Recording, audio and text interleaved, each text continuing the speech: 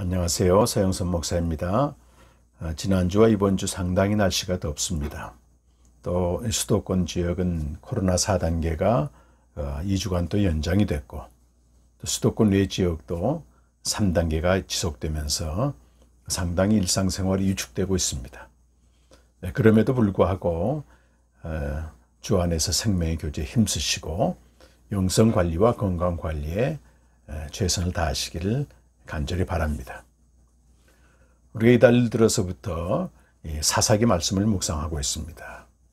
사사기는 여호수아가 죽은 이후 약 300년간의 이스라엘의 역사를 다루고 있습니다. 이스라엘의 역사 중에서 이 사사기 300년간은 상당히 암울한 시기라고 볼 수 있습니다. 여호수아가 죽고 난 다음에 이스라엘 백성들이 가나안 땅에 정착을 했지만 가나안 땅 주민들을 완전히 몰아내지 못하고 진멸하지 못하고 그들과 함께 거주하고 또 가나안 문화에 그리고 가나안 종교에 동화되는 그런 시기였습니다. 우리가 한 가지 주목할 게 그 가나안 땅의 주민을 모두 멸절하라고 하는 것이 하나님의 명령이었다고 하는 것입니다. 이것을 인간적으로 보게 되면 이스라엘 백성을 가나안 땅으로 이주하기 위해서 기존에 살던 주민들을 전부 멸절하는 것이 하나님의 좀 가혹한 행위가 아닌가 이렇게 의심할 수 있습니다. 그러나 이 문제는 창세기 15장 16절에 가보시면 하나님이 아브라함에게 가나안 땅을 주시기로 약속하실 때에 당장 주지 않고 한 400년 후에 주시기로 약속을 하셨습니다. 그것은 가나안 땅에 있는 그 주민들의 죄악이 아직 하나님이 심판하기에 이르지 못했다. 죄악이 가득하지 않았다 하는 것이죠. 자, 하나님은 그 소돔과 고모라처럼 모든 만민들의 죄악을 보시고 그 때가 차게 되면 그걸 심판하시게 됩니다. 그러므로 이스라엘 백성들이 가나안 땅 들어가서 가나안 주민을 완전히 멸절하는 것은 어떤 인간적으로 어떤 전쟁을 치르는 게 아니고 하나님의 공의의 심판을 집행하는 것입니다. 그리고 가나안 땅에 정착한 이스라엘 백성들의 하나님과의 관계성에서 오는 삶을 통해서 믿지 않는 세상 사람들이 하나님께 돌아오도록 하는 그런 선교적인 사명을 다하도록 하나님이 그렇게 부르신 것입니다. 자, 그런데 이스라엘 백성은 그 일을 완전히 이루지 못했고 또 여호수아는 그 가나안 족속들이 다 멸절되지 않는 상태에서 또 세상을 떠나게 됩니다.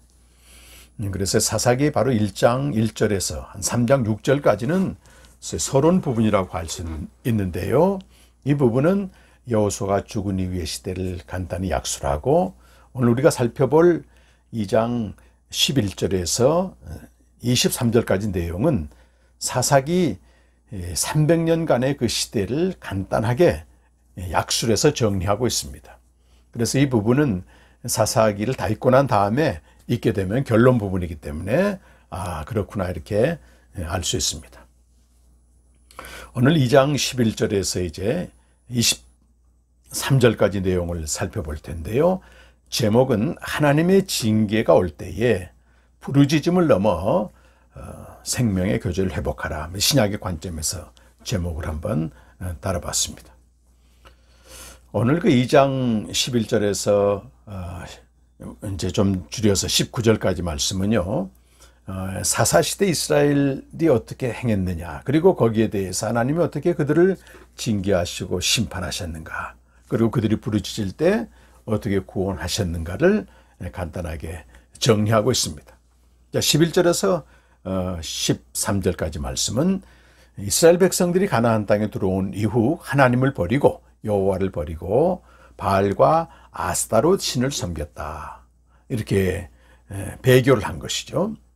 여기서 바알과 아스타롯 또는 바알과 아세라는 가나안 백성들이 섬겼던 주신들입니다. 주로 이제 풍요와 다산과 어떤 그 제의를 통한 음행, 소위 성적인 방종, 이걸 조장하는 신이 되겠습니다. 이 바알신과 아세라 신에 대한 자세한 내용은 오늘 제가 올린 묵상글 자세히 보시면 되겠습니다.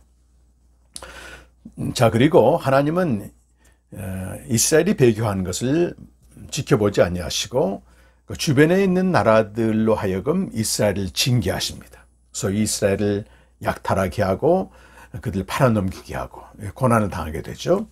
그들이 이제 그 고난으로 인해서 그 괴로움으로 인해서 하나님께 이제 부르짖게 됩니다. 하나님께 부르짖게 되죠.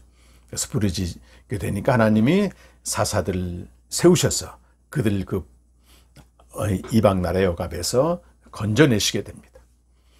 자, 사사기 전체 내용은 이와 같이 소위 4단계로 되어 있는데요. 이스라엘의 배교가 1단계라면 2단계 하나님의 징계로 주변 나라들을 통해서 그들에게 고통을 가합니다. 그래서 고난이 오게 되고, 세 번째로 이스라엘 백성들은 고통으로 인해서 하나님께 부르짖게 되는 것이죠. 부르짖음이 있고, 그때 하나님이 이들의 부르짖음을 들으시고 사사들을 세우셔서 그들 건져내게 됩니다. 자, 그런데 오늘 그 16절 이하의 말씀에 보게 되면 하나님이 그 사사들 통해서 이들을 건져내시게 되는데요. 이들은 속히 다시 가나안의 신들을 섬기게 됩니다. 속히 하나님을 떠나게 돼요.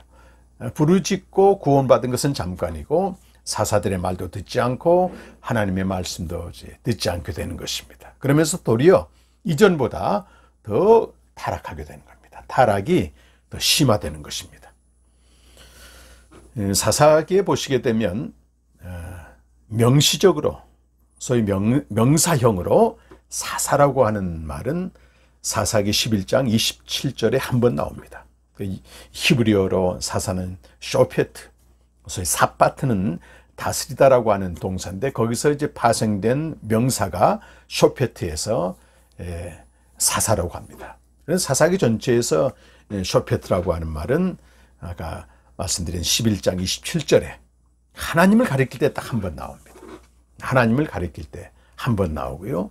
우리가 흔히 알고 있는 그 6명의 대사사와 또 5명의 소사사들은 명사형으로 불리는 게 아니고 하나님의 암궤를 통해서 하나님이 다스리셨다. 샤파트라고 하는 동사형을 쓰게 되어 있습니다. 어쨌든 이들은 그 사사를 통해서 구원받고도 계속해서 이제 범죄하게 되는 것이죠. 사사기 전체 내용을 보게 되면 이렇게 소위 부르짖음의 공식이라고 할 수 있는 배교와 고통과 크라잉 부르짖음과 또 구원이 반복되는데 이 사이클이 반복되면서 소위 나선형으로 아래로 점점 추락하게 되는 거예요. 그렇다면 이 하나님이 이스라엘 백성들에게 징계하시는 목적이 뭐냐 우리 살펴볼 수 있는데 그것은 한마디로 그들이 말씀에 불순종하고 하나님을 떠났기 때문에 말씀에 순종하여 하나님의 언약 안에 다시 거하라고 하는 그것이 징계의 목적입니다. 그런데 이들은 이 하나님의 징계를 받을 때 부르짖어요. 하나님은 이들의 부르짖음을 보시고 구원해 주시는데 중요한 것은 말씀에 순종하여 언약 안에 거하는 언약을 회복하지는 않았다는 것입니다. 언약을 회복하지는 않았어요. 바로 이 문제는 이후 왕조 시대를 지나 바벨론에서 멸망할 때까지 계속 반복되고 있습니다. 계속 반복되고 있습니다. 그래서 크라잉 포뮬라라고 하는 사사기 시대의 특징은 그래서 뒤로 갈수록 사사들도 타락하게 되고요. 기드온이나 입다나 삼손은 인간적인 허물을 드러내게 됩니다. 그리고 특히 이제 21장 이후에 가게 되면 레위인들이 완전히 타락하게 되는 것이죠. 그래서 부르짖음의 신앙의 그 막장은 뒤로 가면 갈수록 타락하게 되고 부패가 더 심하게 되고 심지어는 영적인 지도자까지 타락하게 된다고 하는 그런 것입니다. 하나님은 그들에게 요구하는 것은 단순히 부르짖음에서 건짐받은 게 아니고 말씀에 순종하여 언약 안에 거하도록 하는 바로 그것이 부르짖는 그들이 단순히 부르짖음을 넘어 언약을 회복하는 것이 하나님의 그들 향한 뜻이라고 할 수 있고 이 사사 시대의 중요한 교훈이라고 할 수 있겠습니다. 모든 기계에는요 그것을 작동시키는 매뉴얼이 존재합니다. 매뉴얼이 창조주 하나님 역시 마찬가지입니다. 만물을 지으시고 모든 생명체를 지으시고 생명체를 작동시킬 수 있는 소위 법칙을 주셨습니다. 이것을 Law of Life에서 생명의 법칙이라고 말합니다. 예를 들면 물고기는 물속에 있어야만 하고, 또 채식동물은 채소를 먹어야 되고, 육식동물은 고기를 먹도록 하나님 그렇게 법칙을 정해놨습니다. 물론 아담은 하나님의 말씀으로 사는 존재로 하나님을 지으셨죠. 그러나 하나님의 말씀을, 아담의 말씀을 떠나 결국 이제 눈에 보이는 존재물 지향적인 삶을 살게 된 것입니다. 언약이 파기됐고요. 그러나 하나님이 이스라엘 백성을 택하셔서 그들을 언약 백성으로 삼으신 것입니다. 아담이 잃어버렸던 소위 말씀에 순종하여 하나님의 언약 안에 하나님과 바른 관계에 거하도록 그들과 언약을 맺으신 것입니다. 자, 이 사사기에 오늘 2장 11절에 보면 이스라엘 백성이 여호와의 목전에서 악을 행했다 이 말이 나와요. 그리고 이제 뒷부분에 가게 되면 특히 21장 25절 사사기의 마지막 구절에는 그들은 사사시대를 말하죠. 사사시대 이스라엘 백성들은 왕이 없으므로 자기 보기에 자기의 눈앞에 옳은 대로 행했더라 이렇게 되어 있어요. 자, 그런데 하나님의 목전에서 악을 행한 게 뭔가 하면 이스라엘 백성이 자기 보기에 옳은 대로 행한 것입니다. 말씀이 떠나니까 그런 거예요. 그들이 왜 가나안 땅에 그 바알신과 아세라신을 섬겼는가? 그 원리는 간단합니다. 사람들 보기에, 인간적으로 보기에 그게 옳아 보였거든요. 하나님이 광야에서 여러 가지 기적을 행했지만 그 광야 시대를 끝나고 가나안 땅 들어오니까 그때만 해도 철기 시대이기 때문에 광야 시대에 비하게 되면 그야말로 찬란한 문화와 생활 수준이 기다리고 있었던 거예요. 그렇다면 이와 같이 가나안에 안정되고 풍성한 삶을 가져오는 신이 누구냐? 그게 바로 바알과 가나안 아세라 신이라고 하는 것입니다. 그래서 인간적으로 볼 때는 이제는 여기 들어와 있으면 로마에 오면 로마법을 지키듯이 이들이 섬기는 신을 숭배할 때 우리가 이들이 누리는 풍요를 얻을 거 아니냐? 이런 생각을 한 거예요. 광야에서 하나님이 농경문화의 하나님과 다르다 이런 생각을 하게 된 거죠. 자기 보기에 좋은 대로 행했다고 하는 것입니다. 그러나 언약 백성들은 하나님의 말씀에 순종하여 언약 안에 거할 때 하나님이 가나안 땅에서도 모든 삶을 주관하시고 그들 축복하신다는 말씀을 이미 신명기 11장 9절에서 11절까지는 다 미리 말씀을 하셨습니다. 가나안 땅에서도 그들이 번성하기 위해서는 말씀에 순종하고 언약 안에 거해야 된다고 하는 것입니다. 이것이 바로 언약 백성이 사는 길입니다. 언약 백성이 살아가는 생명의 법칙이라고 할 수 있습니다. 자, 이 이스라엘 백성의 그 사사시대는요, 사실 모든 시대 믿는 자들을 향한 교훈이고 또 동시에 경고가 되겠습니다. 하나님은 예수 그리스도를 믿는 자에게 영생을 주시고 그 영원한 생명으로 살도록 그 법칙을 정하셨거든요. 그 새 언약 백성의 법칙이죠. 우리는 신약 시대이기 때문에 새 언약 백성답게 살아야 됩니다. 자, 이제 생명을 얻은 자는 큰 자나 작은 자나 누구나 하나님을 알아야 된다고 하는 것. 이건 소위 생명의 교제라고 할 수 있습니다. 그러므로 새 언약 백성 즉 신약 시대에 생명을 얻은 우리 그리스도인들에게 생명의 교제는 이건 사느냐 죽느냐 이 문제예요. 해도 되고 안 해도 되는 그런 선택의 문제가 결코 아닙니다. 그리고 이 생명의 교제를 통해서 세상이 줄 수 없는 하늘에 속한 안식과 평안과 기쁨을 누리게 됩니다.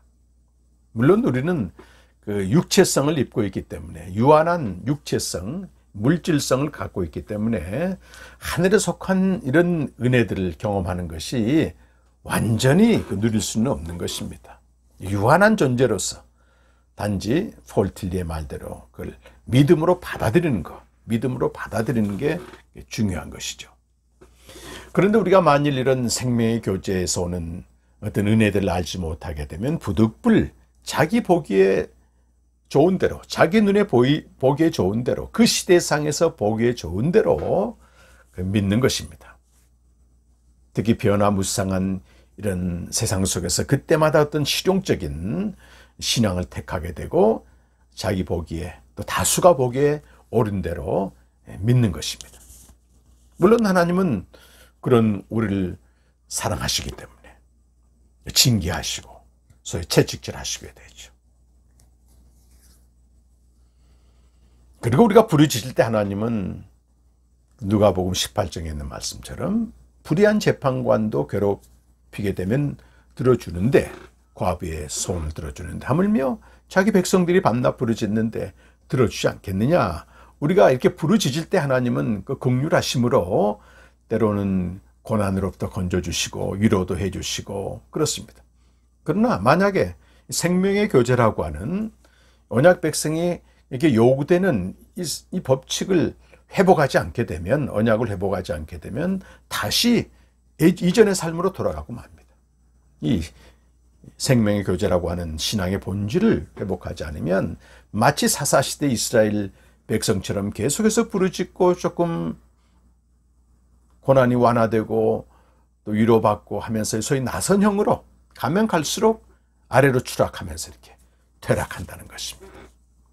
그래서 우리가 꼭 기억해야 될 것은, 하나님이 우리 믿는 우리를 징계하시는 것은 신앙의 본질, 생명의 교제를 회복하라는 데 의미가 있습니다.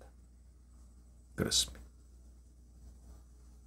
생명의 교제를 통해서 하늘에 속한 은혜를 누리게 되는 것입니다. 그 독생자의 영광을 보는 것이고, 바로 인자와 신실의 쌍 개념으로 그 나타난 하나님의 본질에 참여하는 것입니다. 이것이 바로 신약시대 하나님이 자기 자녀들을 징계하시는 궁극적인 목적이 되겠습니다. 복음을 통해 생명을 알고 생명의 교제를 통해 하늘에 속한 은혜를 누리는 것, 이것이 바로 거기서부터 오는 그 인자와 신실 세상에 드러내는 것입니다. 제가 수년 전 해외 그 한인교회 집회를 간 적이 있었습니다. 그 교회에 그 어느 권사님을 만나게 됐는데, 이분은 정말로 어려서부터 열심히 하나님을 믿고 섬기고 기도도 많이 하고 그랬습니다. 이분을 통해서 그 한인교회가 시작이 됐거든요. 그래서 가정이나 사업장에 어려움이 올 때마다 하나님께 그렇게 부르짖어요. 밤이면 때론 밤새도록, 낮이면 낮, 금식도 하면서 계속 부르짖었습니다. 그때마다 하나님이 이 권사님에게 은혜를 베푸시고 긍휼히 여기셔서 위기를 넘겼다고 하는 것입니다. 그런데 이 삶은 전혀 회복되지 않아요. 남편의 문제, 또 사업의 문제, 계속 악화가 되는 것입니다. 급기야 본인이 이제 몸에 암이 발생해서 한국을 오가게 됐습니다. 제가 집회 중에 이 사사기 말씀을 전하다가 부르짖음의 공식에 대해서 좀 전했습니다. 그때 이 권사님의 눈이 번쩍 뜨였습니다. 이 부르짖음의 신앙의 그 한계, 부르짖음의 신앙의 함정이 하나님을 오해했다고 하는 것입니다. 생명을 알지 못하고 생명의 교제에 참여하지 않으면서 계속 부르짖기만 했을 때 오는 사사시대의 비극이 자기에게도 왔다고 하는 그런 고백을 이 권사님이 하는 걸 들었습니다. 사실 저도 마찬가지입니다. 저도 부르짖는 기도, 부르짖는 신앙은 둘째가라면 서러울 정도였습니다. 특히 에레미야 33장 3절 너는 내게 부르짖으라, 이 말씀을 아주 그 주문처럼 부적처럼 붙잡고 수시로 부르짖었습니다. 결론이 뭐겠습니까? 복음도 알지 못하고 생명도 알지 못하고 생명의 교제를 알지 못하고 당장 문제가 생기고 하나님이 징계하게 되면 부르짖기만 하는 이 저의 신앙은 사사시대의 그 결말에 이르고 말았다고 하는 것입니다. 새 언약 백성임에도 불구하고요, 어떻게 새 언약 백성이 살아야 되는지 전혀 알지 못했다고 하는 것입니다. 마침내 그 사사시대처럼 저에게도 끔찍한 결말이 왔었고 공의의 심판이 맺고 거기서 이제 비로소 생명의 말씀이 정말 하나님의 놀라운 은혜입니다. 정말 놀라운 은혜입니다. 매일 말씀으로 살게 되고 기독교의 본질 하나하나 이제 깨달아 알아가게 되는 것입니다. 복음과 생명과 신구약 성경 전체 언약에 대해서 깨닫게 하시고 매일 생명의 교제로 하나님이 인도하셨습니다. 중요한 것은 우리 신약시대의 성도들, 새언약 백성이 어떻게 살아야 되는지 기본적으로 완전히 살아내지는 못해도요, 내가 어떻게 신앙생활을 해야 되는지 그 기본은 반드시 알고 있어야 된다고 하는 것입니다. 물론 저 역시 매일 생명의 교제를 하지만 어떤 육체의 한계성을 굉장히 많이 느낍니다. 생명의 교제는 제한되고 또 위협당하기도 하고요, 또 어쩔 때는 대충 하고자 하는 그런 마음이 들 때도 있습니다. 그러면서도 내 속에 어떤 성령의 탄식, 성령의 안타까움을 알기 때문에 그저 말씀 앞에 나가서 하루를 시작하게 되는 것입니다.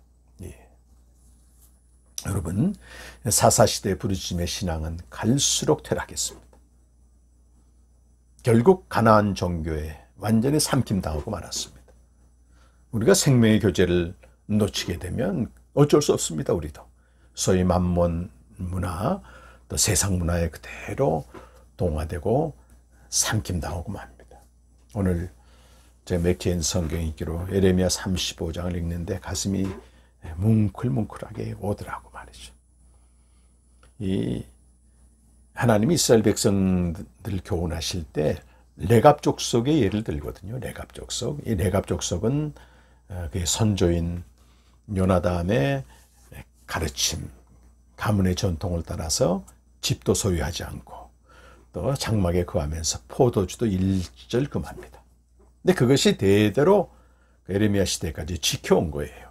그럼 왜 그 요나답, 선조인 요나답은 이 명령을 그 후손들에게 내렸는가? 그것은 열왕기하 10장에 가보시게 되면 이스라엘의 예후라고 하는 장차 왕이 되는데, 예후가 왕이 된 다음에 요나답과 합세해가지고 당시의 바알신 숭배자들 완전히 전멸시킵니다.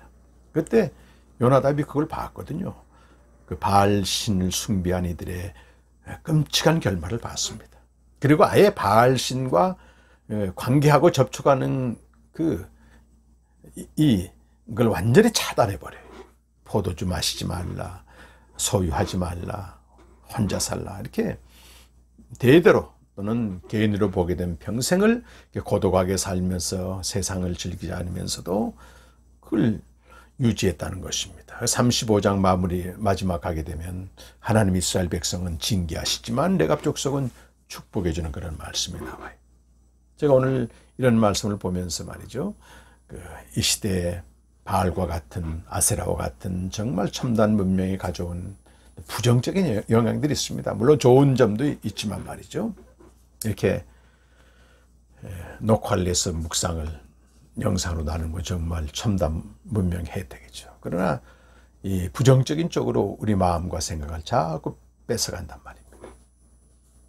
우리가 레갑 족속처럼 평생 고독하게 산 한이더라도 하나님을 경외하며 살아야 되겠다고 하는 그런 생각을 말씀을 읽는데 주었습니다. 다른 것 몰라도 말이죠, 생명의 교제에 힘쓰고 또 생명의 공동체 나가서 서로 교제하고 이것만큼은 빼앗기면 안 됩니다. 우리가 하나님이 징계하실 때 바로 이걸 회복하라고 하시는 거거든요. 단순히 부르짖어서 구원받는 것이 신앙생활이 아닙니다. 신앙생활의 본질은 생명을 알고 복음을 통해 생명의 교제를 계속하고 또 생명의 교제 공동체에서 서로 사귐을 통해서 풍성히 누리며 나아가서는 궁극적으로 아버지가 아들을 세상에 보내심같이 진리로 저들 거룩하게 하소서, 생명의 교제를 통해서 누리는 하늘에 속한 그 부요한 아버지 인자와 신실을 세상에 드러내 보이는 것입니다. 무더운 여름이고 또 여러 가지 사방으로 우겨쌈 당하는 그런 현실이 있지만 매일 누리는 생명의 교제는 그 무엇도 뺏어갈 수 없습니다. 우리가 서로 사랑과 선행을 격려하면서 생명의 교제에 힘쓰시고 또 하나님의 징계 가운데 있는 이들을 생명의 교제를 인도하는 여러분 되시기를 간절히 축원합니다. 감사합니다.